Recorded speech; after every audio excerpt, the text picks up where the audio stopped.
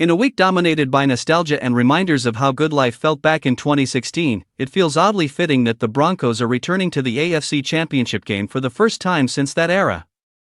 This version of Denver may not feature the legendary no-fly zone defense that carried the franchise to a Super Bowl a decade ago, but it has something just as important right now: belief, toughness, and a defense capable of rising to the moment. That belief was tested immediately after the emotional overtime win against Buffalo, when the shocking news broke that Bo Nix suffered a broken ankle.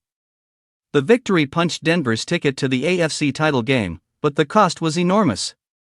Nix, the rising second-year quarterback, had just delivered the best performance of his young career, showcasing a ceiling that continues to climb higher with every passing week.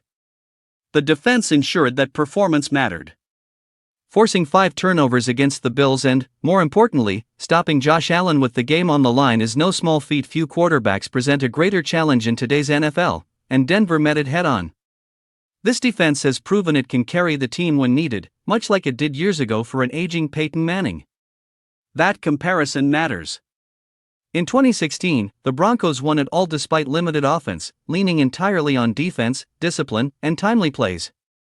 This situation is different, but not hopeless. Losing Nix hurts, especially after he showed exactly why Sean Payton believed in him. His rainbow touchdown throw in the final minute of regulation felt like a coming-out moment, a signal that Denver's rebuild had officially arrived on the national stage. Now, that momentum pauses. Nix is done for the postseason, and Jarrett Stidham steps in to start the AFC Championship Game. The challenge is steep, but this team is more than just a quarterback or a defense.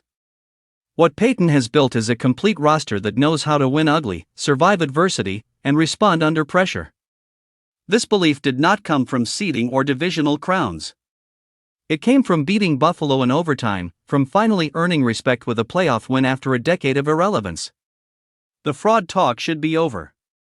Denver's collapse after reaching the mountaintop years ago feels distant now when you consider how far they've climbed since Sean Payton arrived. That climb started at rock bottom.